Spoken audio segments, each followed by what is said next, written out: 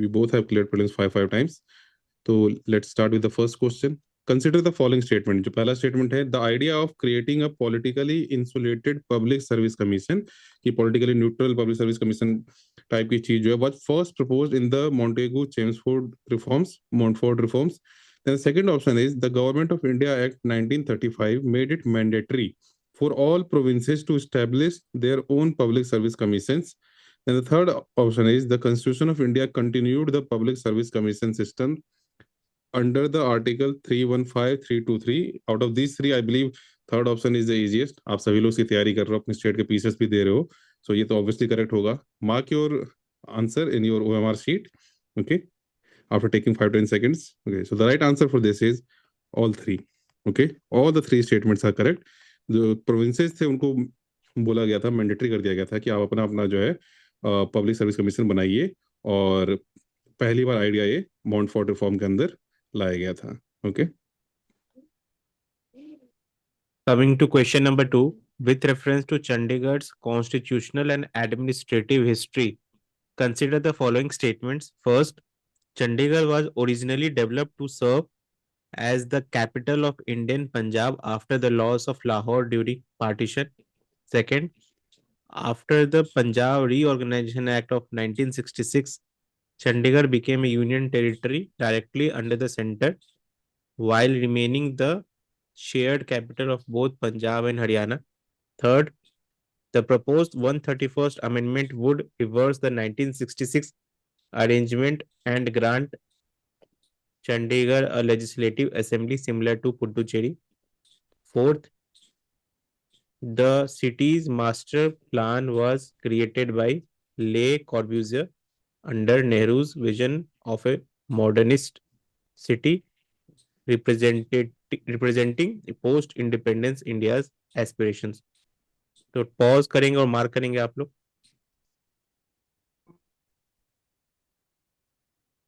तो correct answer जो है वो है 1, 2 एंड 4. थर्ड ऑप्शन जो आप देखोगे इसमें दे रखा है कि कन्वर्ट करेंगे चंडीगढ़ को सिमिलर टू पुडुचेरी, बट जो 131st अमेंडमेंट एक्ट आने वाला है that is going for more centralisation, और ज्यादा ही सेंट्रलाइजेशन होगा और आर्टिकल 240 के अंदर डाला जाएगा. तो ये गलत है. 1, 2 and 4, A is the correct answer. Moving to the third question, with reference to the draft Bharat NCAP 2.0, consider the following statement. The program introduces 5 assessment verticals, including vulnerable road user protection, post-crash safety, which were not part of 2023 version. And second statement is कि Bharat NCAP 2.0 में a vehicle can still receive a 5-star rating.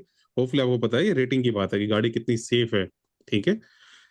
Even if it scores 0 in any one category, provided the overall score meets the threshold. कह रहा है अगर किसी एक category में 0 भी आ गया तब भी 5 स्टार मिल सकता है.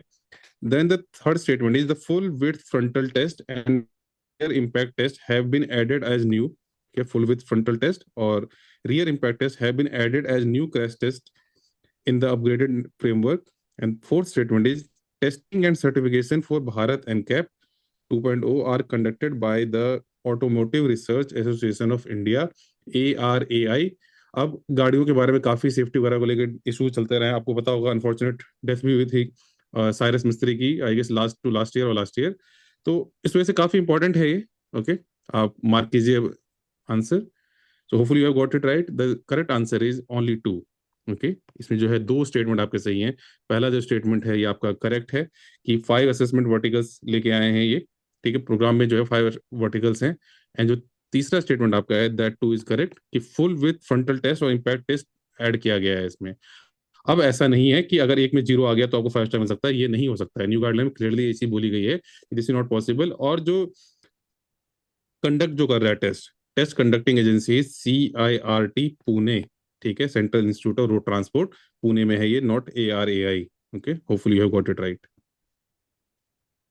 Okay, coming to question number 4, Article 124 subclause 2 provide that Chief Justice of India is appointed by the President under a warrant behind his hand and seal. Second, Article 126 deals with appointment of ad hoc judges to the Supreme Court. when the CGI is unable to perform duties. Third, the Memorandum of Procedure 1999 mandate that the senior most Supreme Court judge, if found fit, should be appointed as the next CGI. Fourth, the CGI is appointed directly by the PM on the recommendation of the outgoing CGI. तो pause करेंगे and mark करेंगे आप लोग answer.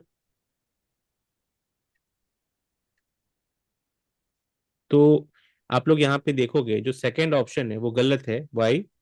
Because article 126 deals with acting CGI and not ad hoc CGI. तो ये गलत है. Ad hoc CGI के लिए एक अलग आर्टिकल है. आप लोग जो है कमेंट में वो आर्टिकल बताएंगे. और जो फोर्थ ऑप्शन है उसमें जो बोल रहा जा रहा है कि प्राइम मिनिस्टर अपॉइंट करते हैं सीजीआई को, दैट इज इनकरेक्ट. प्रेसिडेंट जो है वो अपॉइंट करते हैं सीजीआई को. So the correct answer will be B, only 2. क्योंकि जुडिशरी पे काफी न्यूज चला है करप्शन वगैरह को लेकर, तो इंपॉर्टेंट रहेगा थीम इस बार के लिए भी. आपका मेंस में भी इंपॉर्टेंट था, वी हैड प्रोटेक्टेड इट, और इस साल प्रीलिम्स के लिए भी इंपॉर्टेंट रहेगा. देन रशिया यूक्रेन वार आप सभी लोगों को पता है काफी टाइम से चल रहा है, और इसको लेकर नया 28 point US draft peace proposal आया है. तो कह सकते हैं कि इंपॉर्टेंट है. The plan requires Ukraine to constitutionally adopt a status of permanent neutrality and peace limits on the size of arm forces. कि भाई आप परमानेंट न्यूट्रल हो जाओ और लिमिट लेके आप, not peace, place limits on the size of arm forces, कि arm forces का साइज लिमिट कर दिया है. सेकंड स्टेटमेंट कह रहा है कि NATO must give a formal guarantee, कि नेटो को फॉर्मल गारंटी देनी होगी that Ukraine will not be admitted as a member in the future, कि नेटो में यूक्रेन को ऐड नहीं किया जाएगा. Third statement is the plan explicitly requires the withdrawal of all Russian troops from Crimea as a precondition for negotiation, की वही Crimea से आप पूरे रशियन ट्रूप को बाहर ले आओ तो ही जो एग्रीमेंट वगैरह कुछ होगा. So take 5-10 seconds and mark your answer. So the right answer for this is कि आपका जो थर्ड ऑप्शन है ये एक्सट्रीम है, आप देख के समझ भी सकते हो. वैसे तो सारे ही ऑप्शन सॉर्ट ऑफ एक्सट्रीम है, लेकिन अगर आपने आर्टिकल पढ़ा है या न्यूज को कवर किया है तो यू विल गेट इट कि पहला और दूसरा स्टेटमेंट जो है that is right. So only 2 will be the correct answer. Hopefully you have got it right. Coming to question number 6, which of the following are objective of the proposed Higher Education Commission of India Bill 2025? तो first option है आपका to create a single transparent regulatory framework for higher education. Second, to separate the functions of regulation, accreditation, funding, and academic standard setting. Third, to bring medical, legal, and agricultural education under one unified regulatory authority. तो आप लोग mark करेंगे, pause करेंगे and mark करेंगे answer को. ठीक है. तो यहाँ पे आप फोकस करोगे इस क्वेश्चन में दैट जो थर्ड ऑप्शन है कि लीगल, एग्रीकल्चर और मेडिकल एजुकेशन को एक यूनिफाइड रेगुलेटरी अथॉरिटी के अंदर लाएंगे, दैट इज इनकरेक्ट. बिल में एक्सप्लिसिटली मेंशन्ड है मेडिकल एंड लीगल एजुकेशन जो है वो HACI के जुरिस्डिक्शन में नहीं होगा. तो जो करेक्ट आंसर है वो A1 and 2 only. And the seventh question is with reference to the African grey parrot, consider the following statement. News यहाँ covered है. It is listed under CITES Appendix 1, which prohibits commercial international trade except under the exceptional non-commercial purposes. कि भाई ये commercial international trade को जो है ban करता है. And second statement is it is classified as endangered on IUCN Red List due to habitat loss and large-scale trapping for the pet trade. The third statement is India maintains a robust registry of authorized breeders for African grey parrots under the Wildlife Protection Act 1972. Okay, so take 5 seconds, pause the video and mark your answer. So the right answer for this is कि आपका जो third statement है ऐसा कोई registry maintain नहीं किया जाता है. सो ओके, और थोड़ा और भी साउंड करना चाहिए आपके लिए, किस तरह की कोई रजिस्ट्री नहीं है. ठीक है, बाकी पहला और दूसरा साइट्स अगर आपने पढ़ा होगा इन्वायरमेंट में काफी इंपॉर्टेंट है, तो आपको पता होगा कि ये सही है. So first and second is right and the third one is incorrect, so it will be only two B. Coming to question number 8, which of the following best explain India's numeracy gap as highlighted by ASER 2024 सर्वे. ये एक सर्वे होता है. Second, तो आप comment में ये भी बताएंगे कि ASER सर्वे जो है वो कौन सी ऑर्गेनाइजेशन करती है. First option, more children can read then solve basic math problems at the foundation level. Second, more children perform better in math than reading at higher secondary levels. Third, girls outperform boys in math at all school levels. Fourth, urban students show no learning gaps in numeracy. Pause करेंगे and then mark करेंगे आप लोग answer, ठीक है। तो इसका जो correct answer है वो है ए। तो मोर चिल्ड्रन जो है can read then solve basic math problems at the foundation level, यही जो है आपका न्यूमरेसी गैप को शो करता है। Then the ninth question, with reference to the hammer precision guided air to ground weapon system, security important topic है आपका, important subject है for this prelims also, काफी conflict चल रहे हैं वर्ल्ड में और इंडिया का भी। The first option is hammer can be integrated only with the French origin aircraft and cannot be adopted for platforms like India's LCA Tejas. Second statement is it uses a combination of GPS and INS guidance and can also employ laser और infrared homing depending on mission kit। कि भाई ये जो हमारा अपना खुद का INS वाला गाइडेंस सिस्टम है और जीपीएस सिस्टम है ग्लोबल, इसको यूज कर सकता है, ये इंटीग्रेट कर सकता है। And third option is the extended range version of Hammer allows stand off strikes up to around 70 kilometre, enabling attacks without entering the contested air space. जैसे कि मान लो आप इंडिया में ही है और आप एनिमी स्टेट, मान लो पाकिस्तान है, उस पर हम बॉम्ब वगैरह गिरा सकते, टारगेट हम कर सकते हैं। Okay, so take pause your video and then mark your answer. So the right answer for this is कि जो second और third statement है both are correct.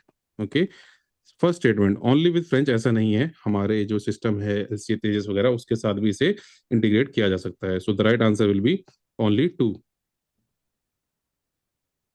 Coming to question number 10, consider the following statement regarding air quality monitoring in India.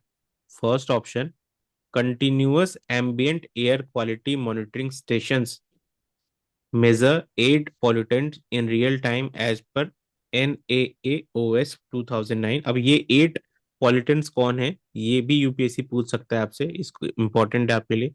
Second option, beta attenuation monitor BAM used for PM 2.5 and PM 10 measurement tend to overestimate particulate concentration in high humidity conditions. Third, low cost sensors are officially approved by CPCB for regulatory compliance under national ambient air quality standards। तो pause करेंगे and mark करेंगे आप लोग answer. तो यहाँ पे आप लोग देखेंगे जो थर्ड ऑप्शन है, राइट, कि low cost sensors are officially approved by CPCB, तो ये गलत है, लो कॉस्ट सेंसर को अप्रूव नहीं किया गया है, ठीक है। तो इसका जो करेक्ट आंसर है वो होगा A1 and 2। और ये जो 8 आपके पॉलिटेंस हैं उनके नाम आप देख लीजिए नेक्स्ट पेज पे। तो इनके नाम है PM 2.5, PM 10, NO2, SO2, CO, ozone, ammonia and lead. Then the 11th question, consider the following statements regarding the Fujiwara effect. It occurs when two cyclonic systems, ये कब होता है जब दो cyclonic system come within a threshold distance की बहुत पास आ गए and begin rotating around a common centre, ये कॉमन सेंटर के अराउंड दोनों मूव करने लग गए। Then the second statement is during Fujiwhara interaction the weaker cyclone may orbit the stronger one और even get absorbed by it. And the third statement is Fujiwhara effect always results in the merger of two cyclonic systems into a single more intense storm। यहाँ focus कह रहा है कि भाई ये always है, ठीक है। So take 5 seconds and read the statement और मार्क कीजिए अपने आंसर को। So hopefully you got it right. इसमें थर्ड स्टेटमेंट आप देख सकते हो कि एक्सट्रीम है, कह रहा है कि ऑलवेज, अगर एक भी केस ऐसा हुआ जहां नहीं होता है तो ये गलत हो जाएगा। Third statement is incorrect and both this options are correct. So 1 and 2, अगर आप साइक्लिंग के बारे में आपने पढ़ा है और नीचे पढ़ा है तो you will get it right. This was covered in Down to Earth magazine, जो काफी इंपॉर्टेंट है for science tech and environment related things in UPSC prelims, and we are going to cover almost all the questions. Okay. Coming to question number 12, consider the following statement regarding the Haile Gubbi volcano. पहला, it lies in the Afar depression, a region where the African plate is undergoing divergence. Second, the 2025 eruption produced a subplenial ash plume that reached nearly 45,000 feet. Third, volcanic ash from the eruption is expected to significantly worsen India's surface level AQI across major cities। तो pause करेंगे and mark करेंगे आप लोग answers को।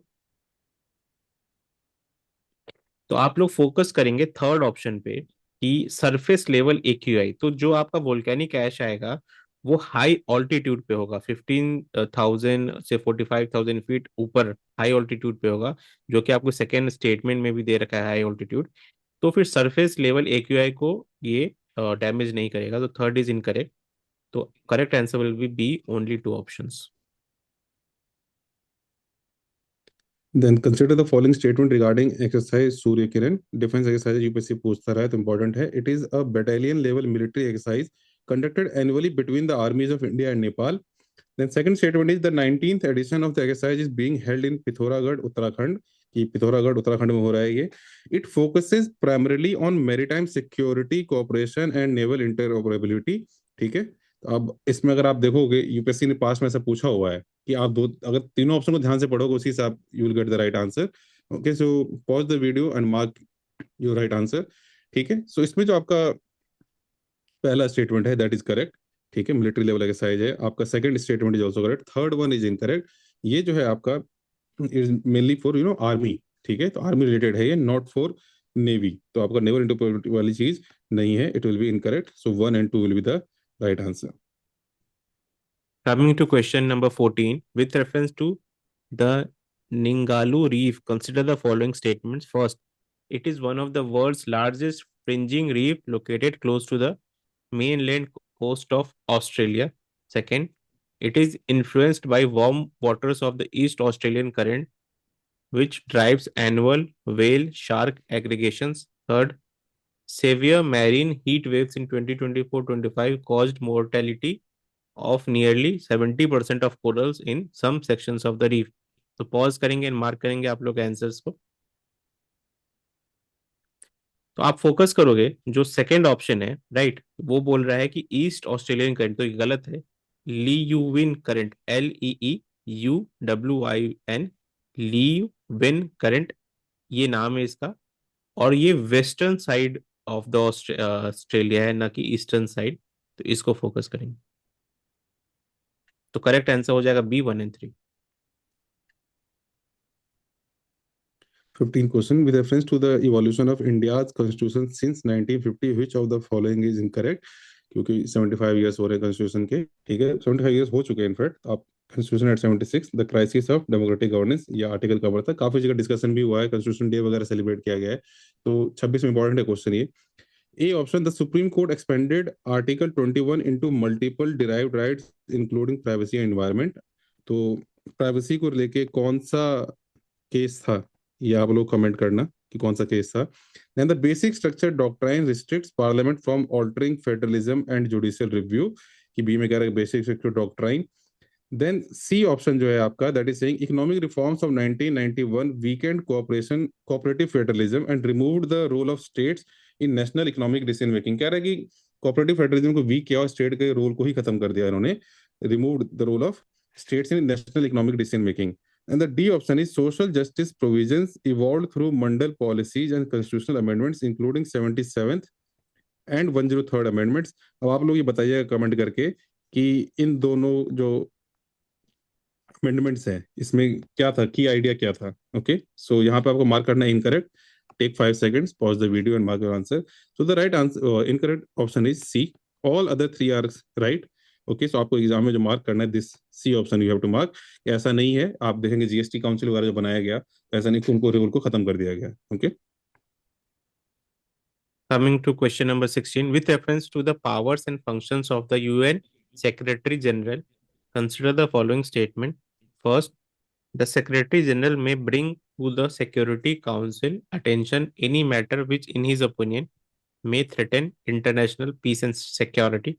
Second, the Secretary General exercises administrative control over all UN specialized agencies, including WHO, UNESCO, and IMF. Third, peacekeeping operation function under the direct operational command of the Secretary General.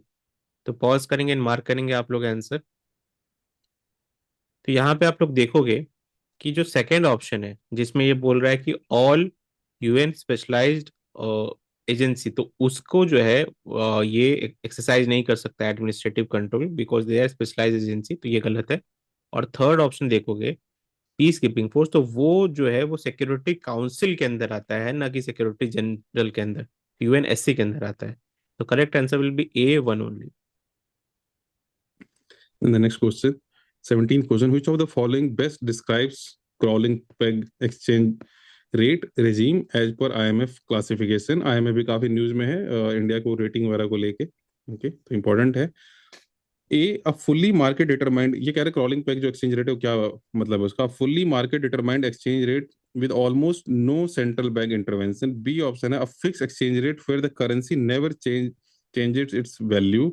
The C option is a regime where the central rate is adjusted periodically in small steps, often based on inflation or other criteria. Then D option is a freely floating system with a wide band announced by the central bank. अब इसमें थोड़ा सा आप कह सकते हो कि English comprehension skill और लैंग्वेज वाली चीज आपको बेनिफिट करती है। आप वर्ड पढ़ो क्रॉलिंग, वैसे तो अगर आप इकोनॉमी को आपने पढ़ा हुआ है, न्यूज़पेपर पढ़ा हुआ है, तो आप इजीली कर लोगे। अदरवाइज भी आप लॉजिक से भी कर सकते हो कि 17th का जो आंसर होगा दैट विल बी सी। ठीक है, रेजिमी हुआ central bank adjusted periodically in small steps. Okay, that is the idea ना। क्रॉलिंग, क्रॉल का मतलब ही ऐसा ही कुछ होता है कि आप रेंग रहो बेसिकली। ठीक है, तो स्मॉल स्टेप वाली चीज में। ठीक है, so C will be the right answer. Coming to question number 18, consider the following statement regarding INS Mahe. पहला, it is India's first Mahe class anti submarine warfare shallow watercraft. Second, it has been designed and built entirely by Majgaon Dock Shipbuilders Limited. Third, it is specially optimized for detecting and neutralizing submarine threats in coastal shallow waters. तो pause करेंगे and mark करेंगे आप लोग। ठीक है, तो इसके answer में आप फोकस करोगे जो सेकंड ऑप्शन है कि entirely Mazagon dock ship builders limited ने बनाया है, तो ये पूरा ही गलत है। इसको कोचिन शिप यार्ड लिमिटेड ने बनाया है, न कि मजगांव डॉक शिप बिल्डर्स ने। तो अगर सेकंड ऑप्शन गलत होता है तो 1 and 3 B will be the correct answer. इस पे अगर आप वो लॉजिक लगाते, इवन तो वो लॉजिक गलत है, लेकिन तब भी शायद आप सही ले आते आंसर, कि इंटायरली वाले पे अगर आप जाते तो आंसर सही मिलता, लेकिन लॉजिक गलत लॉजिक से आपका सही आंसर आता। वैसे you should be aware about this कि कोचिंग शिपयार्ड का है answer. Then the 19th question with reference to capabilities of the LCA Tejas, again काफी न्यूज में है ये, अनफॉर्चुनेट इंसिडेंट भी हुआ था, इस वजह से भी न्यूज में है। It can perform both air to ground roles including precision guided strikes.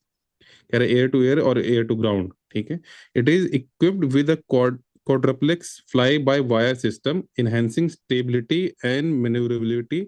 ठीक है, then the third option is it currently forms part of both Indian Air Force and Indian Navy frontline operational squadrons. Now see, this is a knowledge based question, अगर आप in general आप देखोगे तो अगर आपने follow नहीं किया चीजों को तो मुश्किल होगा करना। अदरवाइज अगर आपने करंट अफेयर्स पढ़ा है, द हिंदू आर्टिकल्स वगैरह फॉलो अप कर रहे हो, you will get it right. So mark your answer. So the right answer for this is कि जो थर्ड ऑप्शन है दिस इज इनकरेक्ट। अभी तक ये इंडियन नेवी में नहीं गया है, इंडियन एयरफोर्स के पास है, अभी नेवी में नेवल वर्जन वाला चीज अभी तक नहीं हुआ है। So 1 and 2 are the right answer, so A will be the correct answer. और आप लोग 19th क्वेश्चन में ये भी बताओगे कि LCA जो है कौन सी कंपनी जो है इंडिया में LCA को बना रही है। ठीक है, which company is building LCA Tejas. ठीक। 20th क्वेश्चन, तो consider the following statement regarding Arunachal Pradesh. तो ये न्यूज में था। The region was historically administered as north east frontier agency under the governor of Assam acting on behalf of the president of India. Second, the Shimla Convention delineated the McMahon Line between British India and China formally signed the agreement. Third, Arunachal Pradesh became a full-fledged state of India under the Arunachal Pradesh Act 1986. तो pause करेंगे and mark करेंगे आप लोग answer. ठीक है, अब जब आप देखोगे कि सेकंड ऑप्शन में लिखा है कि चाइना ने साइन कर दिया था, अगर साइन कर दिया होता चाइना ने तो क्या लिखा है नीचे, डोंट रिकॉग्नाइज अरुणाचल, चाइना ने बोला है और उन्होंने हैरास किया है हमारे इंडिया के सिटीजन को। तो अगर जब साइन किया होता तो वो ऐसी काम क्यों करता? कारण उसका यही है कि चाइना ने ऐसा कोई भी डॉक्यूमेंट साइन नहीं किया है, राइट। एंड चाइना ने इसका फायदा उठाया है and they are making extra territorial claims, right. तो टू गलत है, 1 and 3 ए जो आपका आंसर होगा B, 1 and 3। This was the last question for the day. Thank you everyone.